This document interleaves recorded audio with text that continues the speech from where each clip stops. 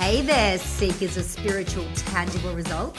Welcome to the no-nonsense zone, where common sense meets the spiritual.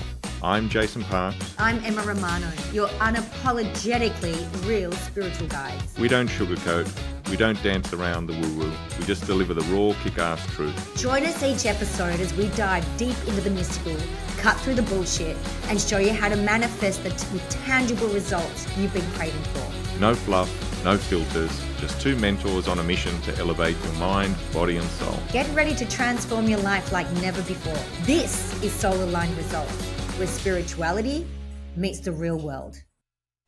Welcome to Soul Aligned Results. I'm Jason Parks, energetic therapy specialist and spiritual mentor. And with me as always is the internationally renowned trauma and relationship expert, the amazing Emma Romano. Hi, everyone. So nice to have you here. We're going to do a part 2 of what we're just talking about. Yeah, about the psychic attacks and about the psychic attacks, the psychic hooks, because we need to talk about what, Jason, the light side you said. yes, this is the bit that nobody talks about. Let's talk about the light side. I like the light side. Yeah. Let's see how your opinion goes after this. Okay. Okay. Just before we get into it, a bit of housekeeping. So everybody, you know the rules, people. So this is how it works. So if you like what we're doing and you want to share that with people, please like, subscribe, let people know. We greatly appreciate it, because the purpose of us doing this podcast is to make available information and understanding about this work that most people are not talking about. And the reason they're not talking about it is not because it's a conspiracy, it's that people don't know. And so if you find it helpful, please share it with people. We'd love that very much. And if you want to know more about us or you want to work with us directly, soulalignedresults.com is the website where you can find out about everything we do. We do retreats, we do mentoring, we do masterclasses. And and you hear that every podcast. Yeah. Yeah. We got master classes on our website that you can purchase and do whenever you're ready. Yeah, we've done over time. They're really great ones. There are bundled ones on there. There's all kinds of ones. They're fantastic.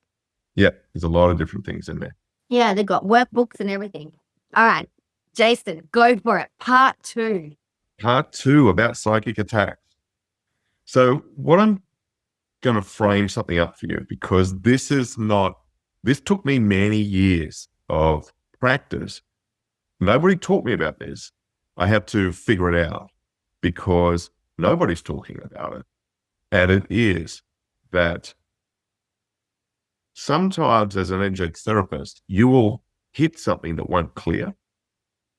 And no matter what you're doing, you're like, I can't get to clear this. I don't understand. Or you'll clear it, comes back, clear it, comes back. And it's like, I don't understand what's going on with this. Energy is when we do processes, it's very direct. So if you're clearing all the negative energy out of a person, right, and you're clearing away all negative psychic attacks, no worries. Your system will allow you to get rid of all negative psychic attacks. It won't get rid of all the other ones, though. And it's the other ones are the ones that you're seeing the effect of that you don't understand why it's not clearing. And it's not clearing because you didn't know that you were supposed to, because nobody's ever said it, because the thought of it is somewhat terrifying. And that is that any projection of energy towards a person is a construct. It's a form. Now, if I'm doing that through negativity, we can call it a psychic attack. If I'm doing that through high vibrational thought, we call that a blessing.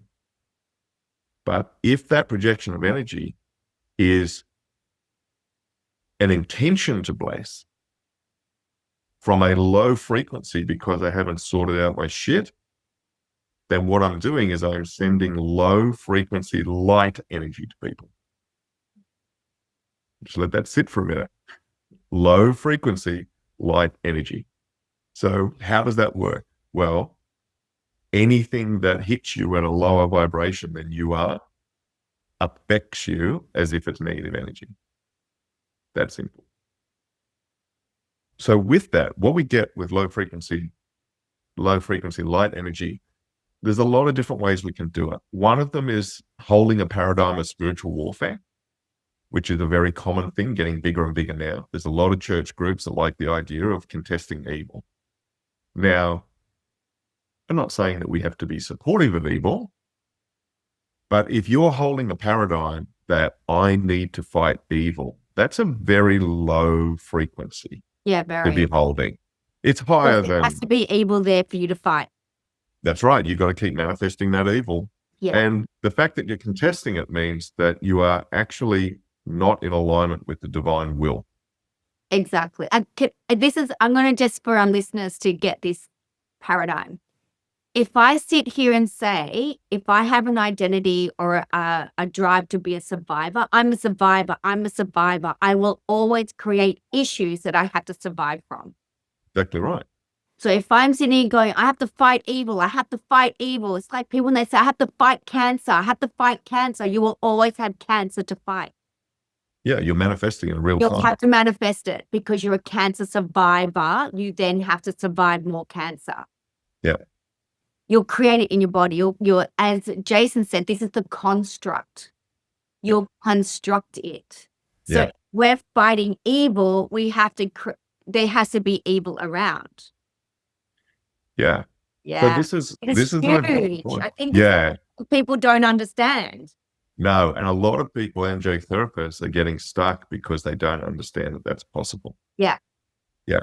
So what's a good example of this? Well, people working with angels. Right? This is a really good example. So whenever we work with anything other than source, what we're working with is something that is there's a basic model which is ancient about the way in which the universe is constructed, and it divides it into 7 sections. It's talked about in the Old Testament as the rainbow being the example of the covenant of the divine with man. And what that is it's talking about these 7 planes. So what these 7 planes of existence, is how they usually name the model, is that it talks about the universe is made up of source, which is formlessness, highest frequency that we can access. It comes down into the universal laws, which are managing the processes of the universe. There are the avatars of the laws. So these are like what we would normally think of as the gods, the ancient mythological heroes, saints, like Thor and awakened masters. Yeah, all those things. Oh, yeah. Yeah, they're energies. And we might turn around and say, well, that's not right because as a Catholic, I believe in a saint and so on. But it's like, yeah, but when they pass over, what you're believing is an energetic construct around that person. If that person's holding that position, that's only part of what they're doing. When people leave, the same as you have a life, like when I'm not sitting here on a podcast or doing energy work, I got a life. I got shit to do, right? So these beings have their own lives. Yeah. Many of the avatars of the laws, their lives are very much as a function. So you can have the spiritual law. So these universal laws, the soul laws, everything's got all layers of laws. But you can have, within spiritual law, you can have the principle of compassion. Now, that energy, that compassion is an aspect of grace. And an avatar of it might be the Virgin Mary. But then you have the Black Madonna, which is a different aspect. There's different energies around that. So the Virgin Mother, people talk about Christ energy, but there's a number of different kinds of Christ energy. There is Christ the Redeemer, Christ the Savior, Christ the King. They're all different energies. They're all part of the same energy. And all of these come down in layers and layers. When we come down the next layer, we have the layer of souls, or the non-physical entities, and then, or the afterlife. Then we come down the layer of humans and animals. Then we come down the layer of plants, and we come down the layer of the elements. Now, if a person is working with angels, they're not drawing from source. They're drawing, if we say source is level 1, then they're drawing in either in the afterlife or they're drawing in from the avatars. Archangels are up in the avatars, and some of the very high, very, very high level angelic beings are up in those levels. And most of them are in the afterlife level. Mm-hmm. So in the afterlife level, that is a broad, extremely broad spectrum of reality. because within that you have most of what people think of as heaven, right through to all the various manifestations of hell. They're all in the same place. And we look at it, we go, okay, I'm reaching up and I'm getting an angel. It's like, yeah, you get an angel. There's angels that are existing in the very, very highest frequencies of grace. And there are angels that are soldiers on a battlefield. Yeah. And if you pull in one of those, he said, they'll do their job. They'll fight evil for you. He said, but when the moment you get into energetic agreement, like whenever you call on an entity, you're in vibrational match. And that, in the old word for that was a pact, is that you got a pact. You got a package deal that it's in control of, not you, and it will put you there. So there's a big thing about ritual practice, which I'm going to touch on. I'm going to leave it alone because it's a massive subject. But in ritual practice, the whole thing about sorcery and the development of magical practices to call in and bind entities, all of that is about humans trying to reverse those rules. That's all that is. Humans trying to get control of a process they don't really have control of. And it's a big ego thing. So with these entities that we're dealing with, if you're calling on angels and you don't understand what it is that you're calling in, then you could call in anything. And yes, it's a light being, but it doesn't mean that its frequency is higher than the person that you're working on. So it can be doing all this energy work on your field, but it's working like an attached entity, because it is. And because you've attached it by calling it in. So what you have access to, what you can call in, is going to be completely in alignment with your own ethics. The frequencies that you hold through your own integrity is what you can access. So that's why I said earlier on, if you're holding a paradigm of spiritual warfare, you're automatically restricting the level of angelic being that you can access, that you can contact and interact with. You're only dealing with the soldiery. That's all you're dealing with. You're not dealing with, there's layers of angels up there whose jobs are so far outside of the idea of competition. And spiritual warfare is competition. They're so far removed from that there's no interest at all. Whenever you hold the thought of that competition, you cannot access them. So I'm just going to let that sit for a minute because I know that's a lot. I'm very short amount of time, right? But that's a big thing about doing any energy work. People are always using this term, we're light workers, we're this or that. So be very careful about how you define yourself in that work. I've got a story for people. Please. I got a story. This is where I have several stories where I used to work just with the angels. I was broke, struggling in my business because I was working with the angels. Yep. And I tell you why. Angels are selfless beings who have never been human. They don't know what it's like to be human.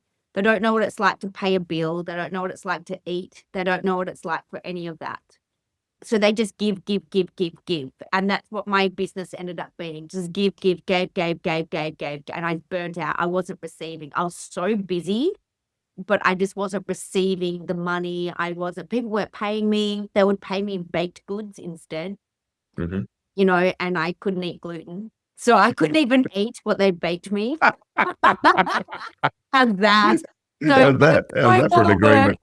I was doing the work and Anthony, Jack and Ben were eating my work. That's right. No, great. That's not right.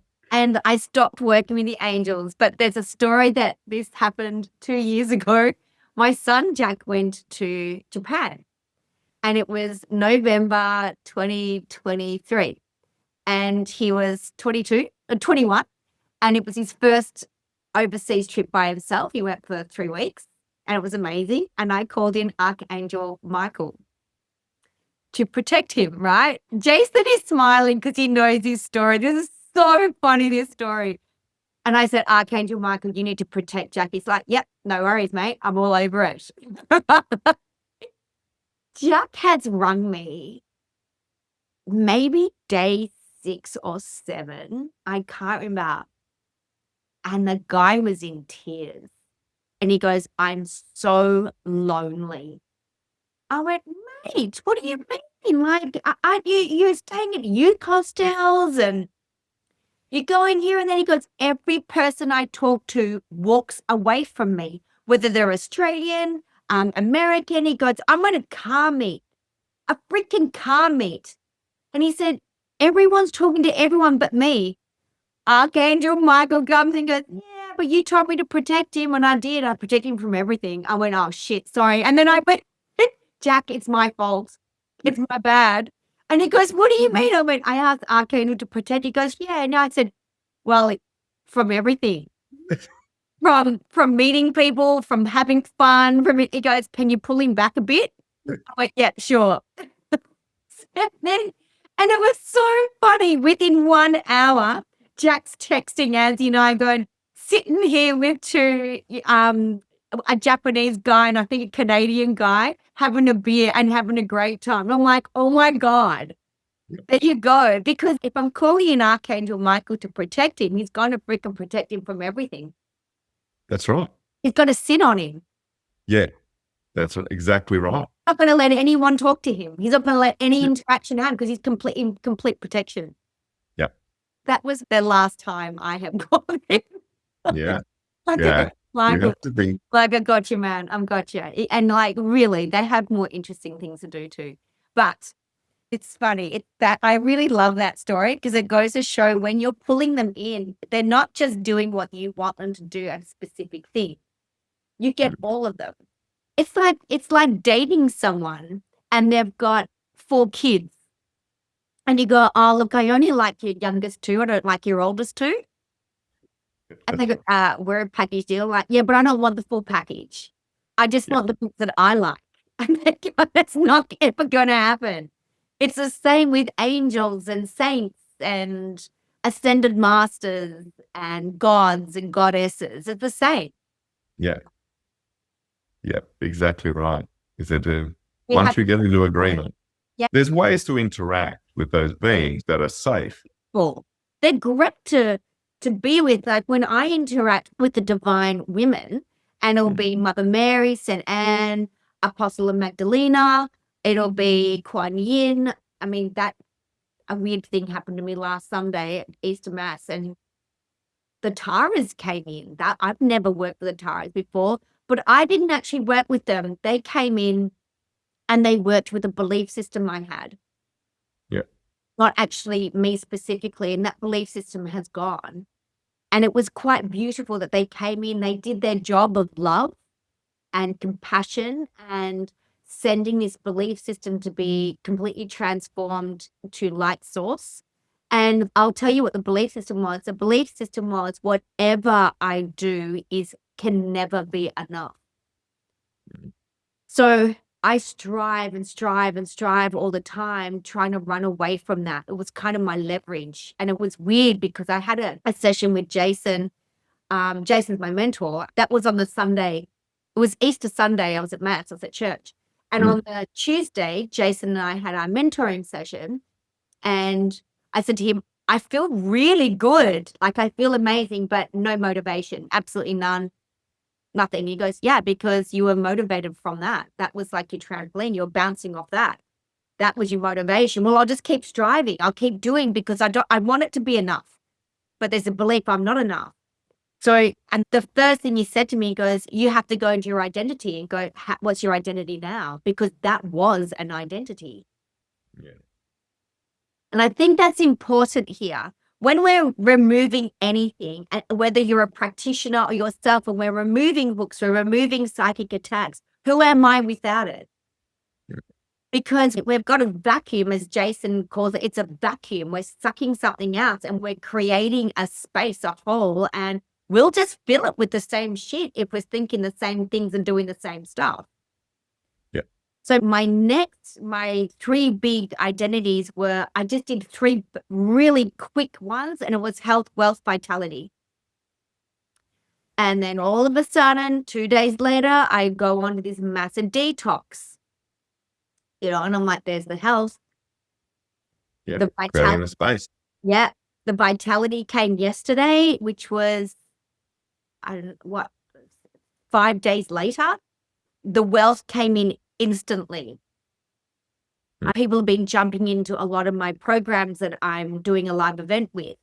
And people, I just don't even know how they've found me. Yeah. They're not friends on Facebook. They're not on my email list. They're just, I've heard about you and I want to jump in. I'm like, okay. And not even doing payment plans, but paying in full. Yeah. Yeah. Different frequency. Yeah. It's a complete different frequency. It was just health, wealth, vitality. And then there's little subcontracts on them, but that's instantly what I went into. And it just changed everything. But I also want to tell people, when you're going into a change, it's not going to be, you have to give your body a chance to catch up to it. I think that's really important. So when you're going into an identity change, your cells literally need to change and your DNA is changing as well.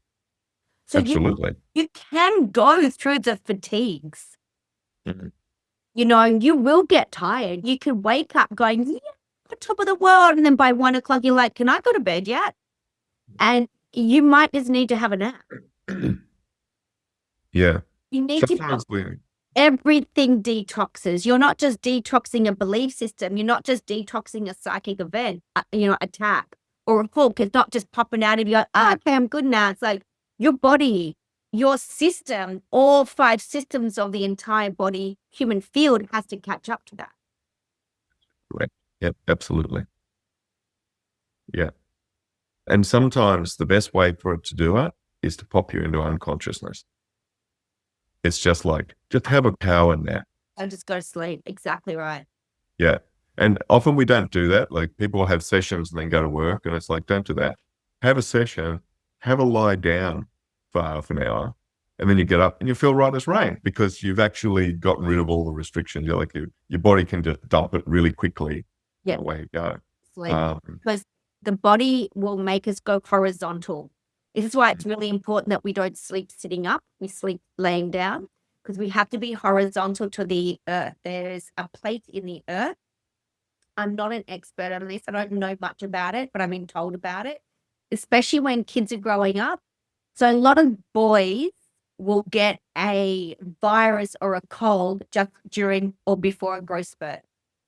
Yeah, that's common in children. You see that a lot in children. Yeah, because they're wanting the body to lay horizontal to the ground. So there's platelets in the ground that helps that body grow. Yeah. Very interesting. My boys, every time they're having growth spurt, they would get a cold. I'm like, oh, you're having growth spurt. Yeah. We literally just put them to bed for a day and the cold would be gone the next day. And then they would grow an inch within a month or something. Yeah. Yeah. Crazy. It's part of the soul incarnation as well. Often with children will get sick as a way of being able to shut down the external world so they can get right in on the internal world and get a much deeper integration in the physical body. Ooh, so yeah. That's another thing as well. Often you see like children they'll get sick and everybody has a freak out because they're their children. Sometimes it's like, yeah, they're just going through their soul integration process. It's okay. Yeah. Very work cool. the way through. Yeah. So, yeah. So, okay. Let's talk about constructs. Constructs. Because you had that was a nice story that you had. I've got some horror stories. Because that's the field that I work in. Yes, so, not always. I'm playing the nice one. Can I tell you my construct story for a second? Yeah, do a construct story.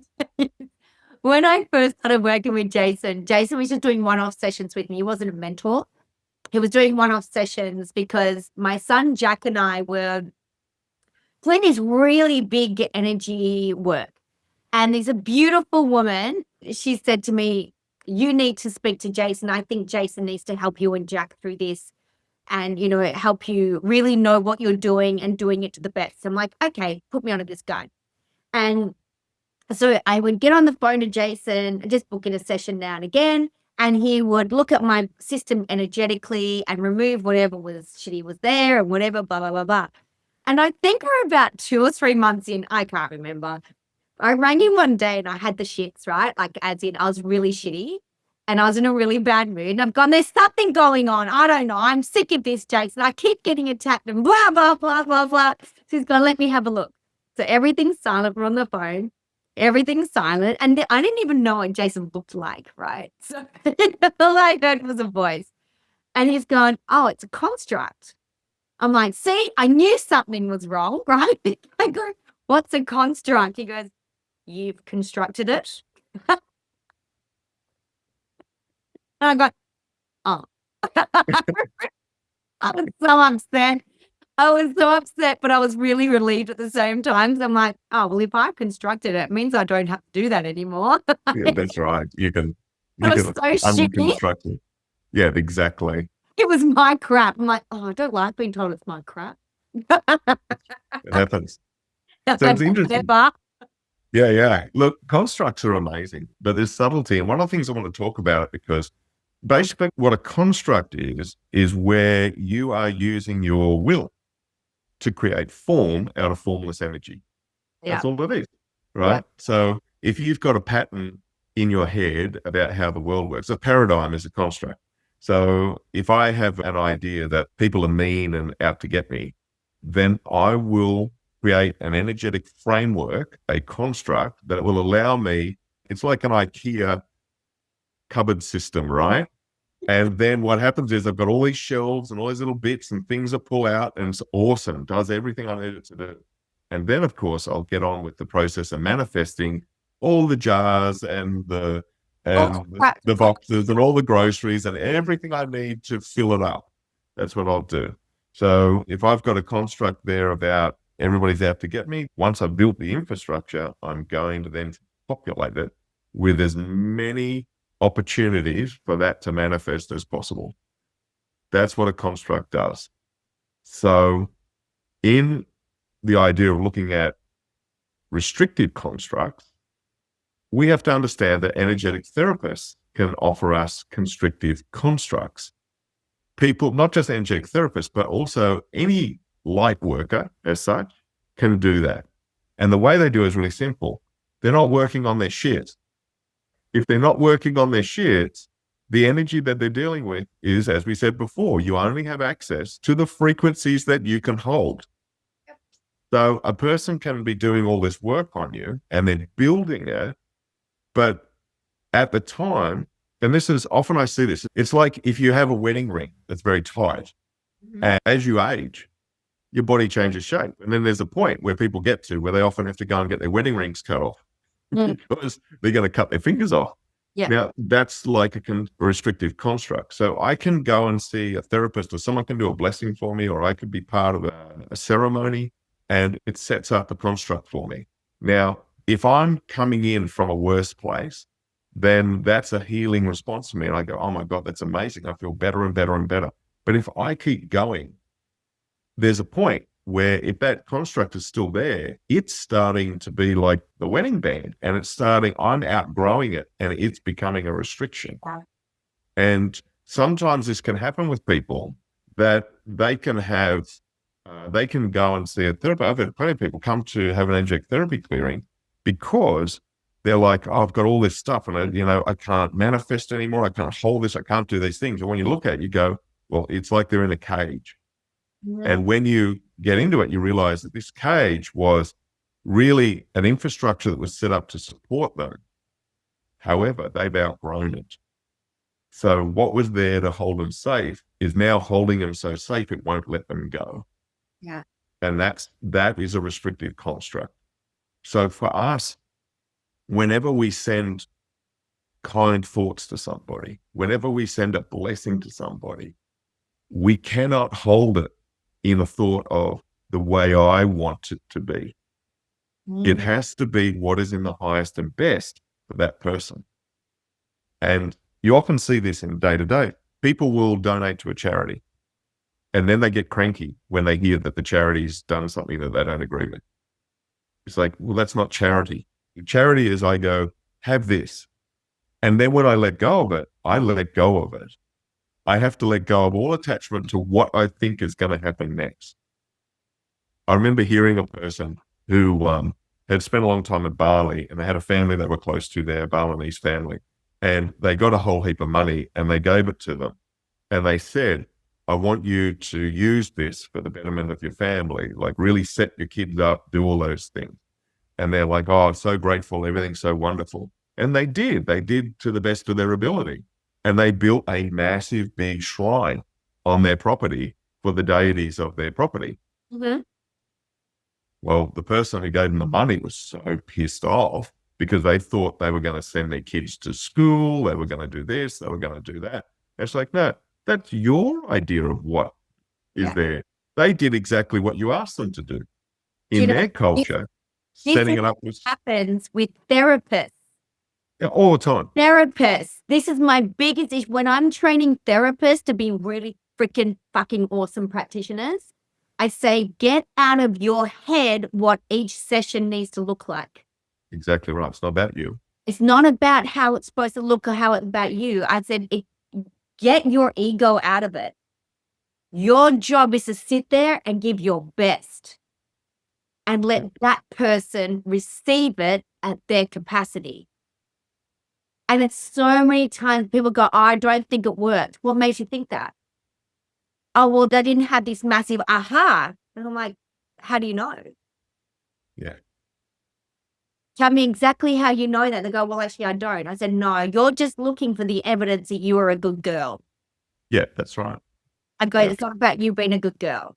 It's not about you being that person. It's all about you being in service of the client. That's all ego. Mm. It's all about ego. Yeah. Sorry, I interrupted you. Go for it. No, that's okay. It's a really interesting because when we look at this, every decision that we make, the universe that we exist in is psychoreactive, meaning that when I think into it, it interacts with that thought and manifests and shapes the reality around me to match that. That is the law of correspondence that sometimes people call the mirror principle. Now, it's a wonderful tool if you understand what to do with it. It's also the bane of your existence if you don't.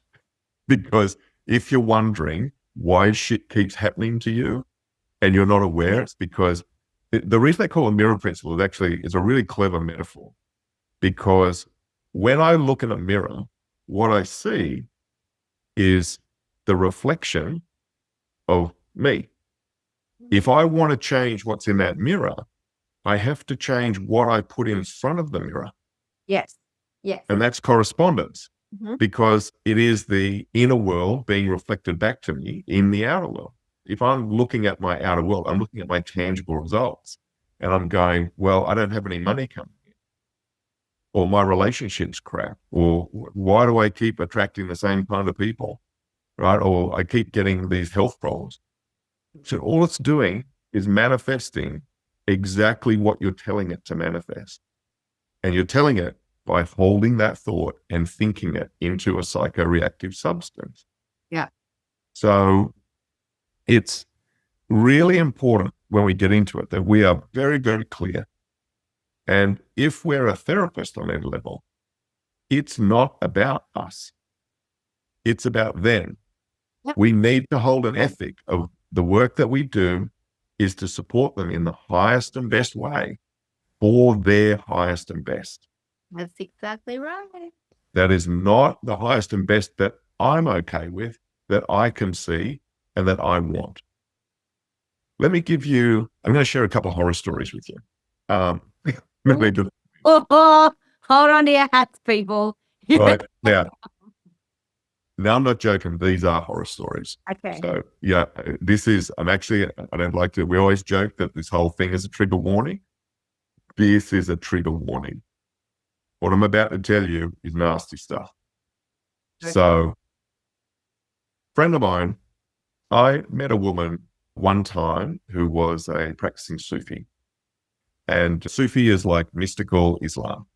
Mm-hmm. Beautiful practice, beautiful culture, everything around is wonderful. But they have quite a strong awareness of the aromatic spirits, the djinn, what they call the djinn. And the djinn are not to be trifled with. These are not humans. The legends about the djinn was that when at creation, God's first attempt was beings made from fire. These are the djinn, and found that these beings were far too volatile and potentially cruel and thought, this is not going to work. So God went to a different element, the earth, and then created the tangible physical reality that we exist in. That's the legend. So the djinn are the beings of fire. Now, their perspective, they are very honorable in their own way. Their ethics are completely non-human. And this is the thing that's really important when people are very attached to ideas about entities and so forth. They're like, oh, aliens are all lovely. I said, are they? Humans are not all lovely. Why do we expect that a different species is going to be all lovely? Because we want them to be. Oh, they're enlightened. Well, you know what? People who've got their shit together are enlightened. Those people, they don't necessarily want to hang out with you. They don't necessarily like what you're doing. Yeah. Haven't you noticed that there's people that you don't get invited to their stuff? Right.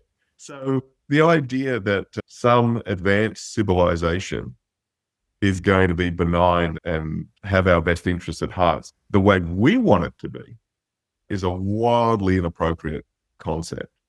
And we can observe that through human history, where we see every time an advanced, technologically advanced culture has come in contact with a more technologically primitive culture, it has had a predictable outcome. And the primitive culture loses. That's what happens. And I'm not saying that that's a good thing. What I'm saying is that's just a thing. That's a cause and effect. So people get caught up in this all the time, and they get caught up in this idea with non-physical entities, that somehow those non-physical entities are operating on a level that is good for us. And this is an example of this. So this person had an attached djinn, an attached entity from early childhood trauma, and a lot of sexual abuse, a lot of problems around everything that flowed on from that. And so anyway, this person later on gets some spiritual practice, very devoted, very accomplished, decides, whether that's her thought or its thought, but gets into agreement with the idea that this djinn has been with her entire life and has kept her safe her entire life, and that relationships are hard. Therefore, she wants to marry the djinn. Oh, shit. So she goes and she talks to her spiritual mentor. And for whatever reason, this fucking idiot agrees to it. Oh, my God. Oh, my So they have a wedding. And she marries the djinn. And about 9-10 months later, she's dead. She died of uterine cancer. If you give a non-human entity undeniable access to the feminine creative through that agreement, even though it's all held in the light, it doesn't mean the outcomes are going to be light. Wow. I told you it was a horror story. So sad. Terrible for everyone involved, everybody. So just what a mess. Never should have happened. No idea why. People not being clear in their practice, getting their egos in there. I'll give you another one if that's not enough to traumatize you. And hook us up. Right? Story. Okay. I worked on a person one time who, now there's a thing that's commonly said about Reiki, and that Reiki is completely safe. Under normal circumstances it is. And the reason is because it's a light energy. What I didn't realize, and this helped me to come to this conclusion about negative aspects of light energy, was that can be weaponized.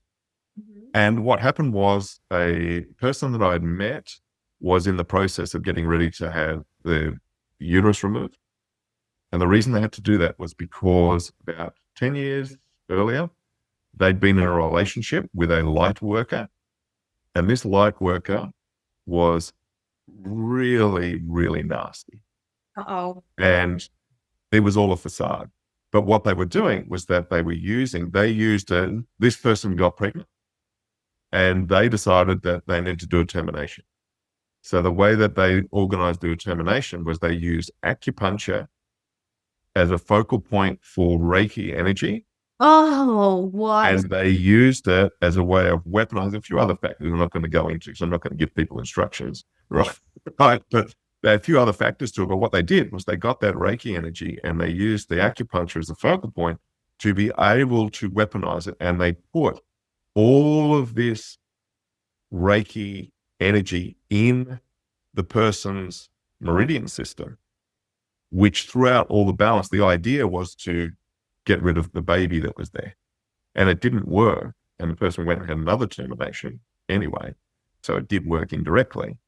However, all of that construct was in the person's energetic field, all aimed at destroying the womb's capacity to function. So this person ended up with a uterus that was just one big horrendous growth. And so bad they had to remove the whole thing. So when I found the person, when the person came to me, that was going on at that point. So we got all the construct and everything out, but there was still all the physical mass that comes through. So yeah, this stuff, do not think that because somebody thinks they're a light worker, that that's enough. Let me give you a not so horror story. If you've got somebody working on you and they've got an addiction they're not dealing with, like maybe, and one of the things you get a lot, like you get a massage therapist who's doing a lot of dope.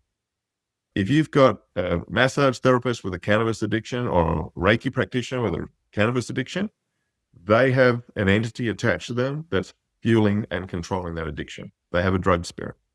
Now that drug spirit's frequency is going to be mixing with the energy that they're pulling in. So sometimes you can have somebody work on you and I know instantly if the person who's put their hands on me has got a drug addiction, particularly dope, because you feel like, like if you get oil on your skin, it gets that slick, nasty feel. That's what it feels like. So you get off a table, and instead of feeling relaxed, you feel like somebody just coated you, and not massage oil, but they've coated you energetically with this slick stuff. That's the drug spirit influence. So what they're doing is the drug spirit is holding their frequency down. And even though they're pulling Reiki in, they're actually muddying that water. The process of doing Reiki properly is the process of getting out of the way of Reiki. If you are good at getting out of the way, you will get tremendous results with it. If you've got your ego in there, you're going to be restricting it and distorting it all the way through. So kind of sorry, not sorry about that, people. It's important to know this is not Okay, here we go. How do we find good light workers? I mean, I am so blessed. I work with two. I work with you and I work with Jack. Yep. My son, and another woman, Rebecca Yates. She's if anybody wants her details, private message me. She can't explain what she does. She's nuts. She's amazing. There's a lot of people who have worked on me that I refuse to work with anymore because they were working on me through ego, not through anything else. Yeah. I've got a horror story for you. This actually happened to me. Jason knows about this because I rang Jason after the fact and I couldn't talk. I was beside myself. I had just run an event, I think it was Family Freedom Protocol, teaching practitioners how to take a client through 8 sessions. And one of the women had said she does like a Reiki massage. It was beautiful. I'd seen her several times. It was amazing. And I went and saw her and I was getting undressed in the corner and she put me on a live. Yeah, I remember. Yeah, and she put me on the live and it was like, guess who I've got here? I've got Emma Romano here. And I froze.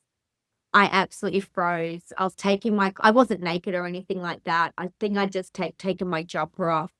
But the fact that there was no permission and I went into a complete panic attack. I mean, she was amazing after because she knew what she'd done. She's like, holy shit, I'm a dickhead. Look what I've done.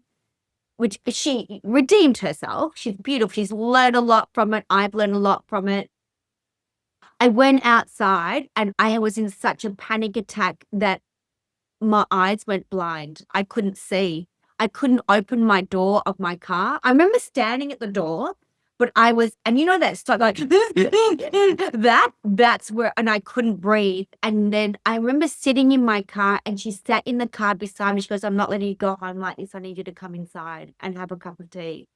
And then I remember being inside and she calmed me down. And then I went home and rang Jason straight away. And I was beside myself. And I think it was because the ego was involved with such a beautiful process, because she's actually really spectacular at what she does. And I felt so used and abused. Well, yeah. And she just wasn't, at that time, she wasn't in a good headspace. No, But she was acting anyway. she was acting. Yeah. You know, I think the best way to siphon these people, the best way to vet these people is ask really good questions. And even if it is, what addictions do you have? Are you a Yeah. drinker? Are you a smoker? Do you smoke dope? Do you take hallucinogenics often? Who's your mentor? Who's your light worker? Who do you work with? It's those questions. And if they say, I'm not willing to answer that, you just vetted them. Great, hang up, find another one. And I think also through recommendations. Yeah, referrals are very important. Referrals, I think, are the best way, but make sure that whoever's referring that person, that you can see the tangible results in them, that they've changed too. Yeah. You don't want that person to be sitting there miserable on drugs or drinking, eating themselves to, you know, misery and going, I'm going to refer you a really great person. You're not going to listen to that referral. Yeah, that's right. You know, be smart about it. But if you ever want referrals, contact Jason. I really, especially anything spiritual, is Jason Parks for sure. He's the best of the best. I mean, he's just the best. And that's coming from a picky bitch. Oh, that's very kind. Very kind. You really are, 100%. I'm really great with the mindset, the trauma, and the shame aspects. You are the master of energy. Absolute master of it. And I've worked with so many people who are bullshit artists. And I call them the Instagram healers. Everything looks fabulous on Instagram. And I know, because a lot of these freaking top world healers are my clients. And who they portray on freaking Instagram is not who they are behind closed doors. But it's okay. We're getting them there. Yeah.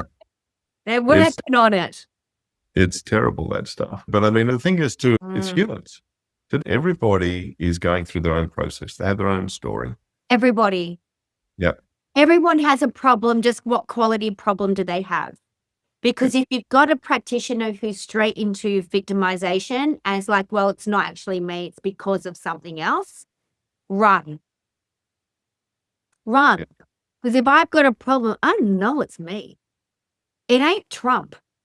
That's not Trump's fault. It's not because Jesus died. Like, it is me. It's me.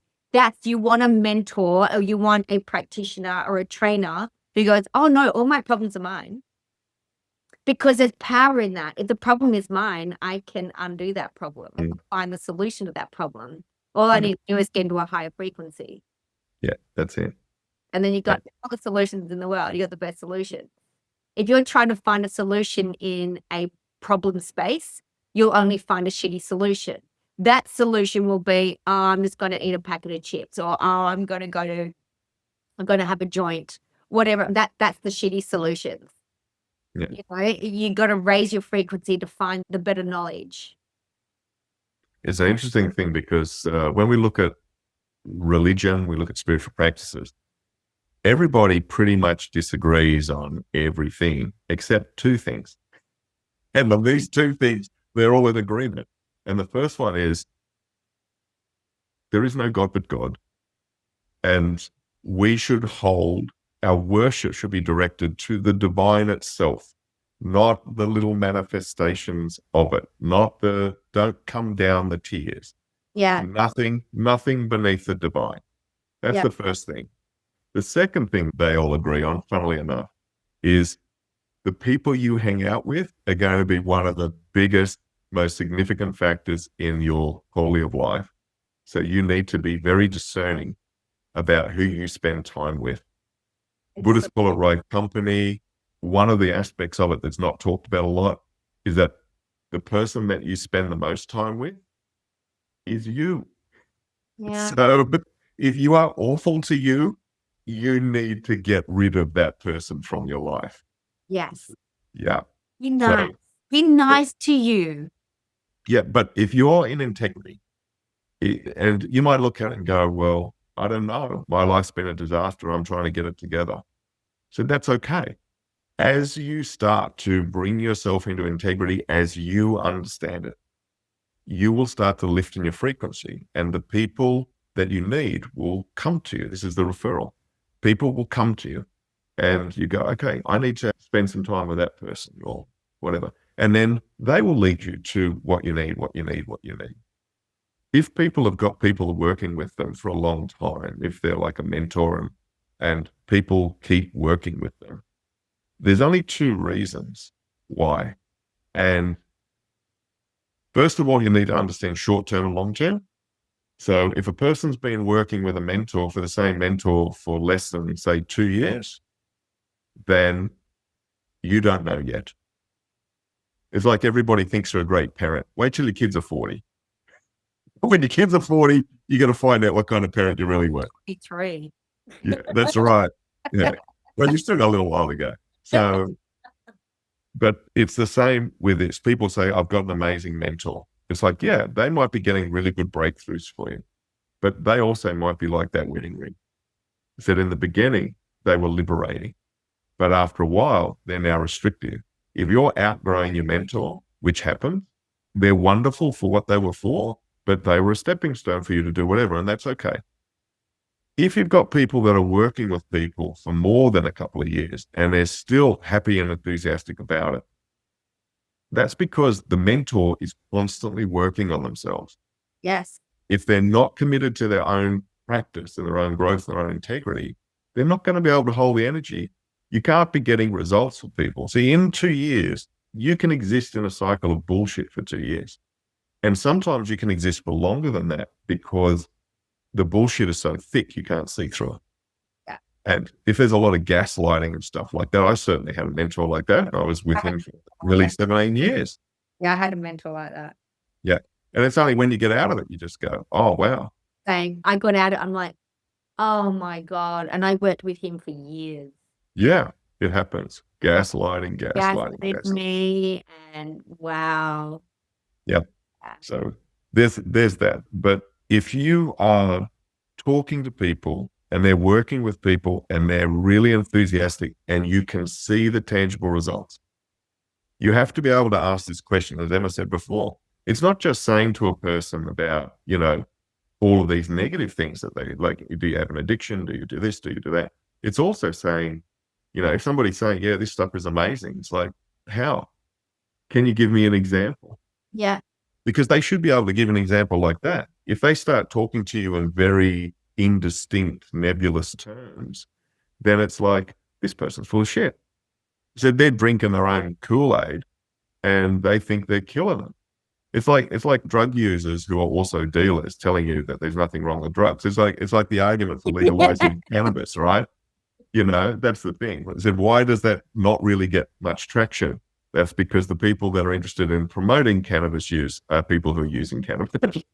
Right. Yeah. It's a slow process. An alcoholic. When I drank wine, I used to say, hey, if it's good enough for Jesus, it's good enough for me. Yeah. How'd that work out for both of you? Yeah, it didn't work out very well at all. Jason, we have to wrap it up here. Yep.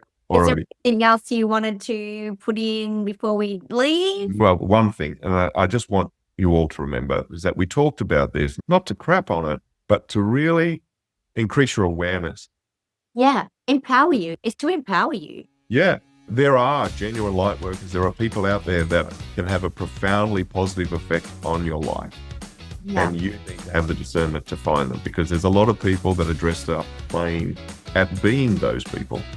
And many of them believe it.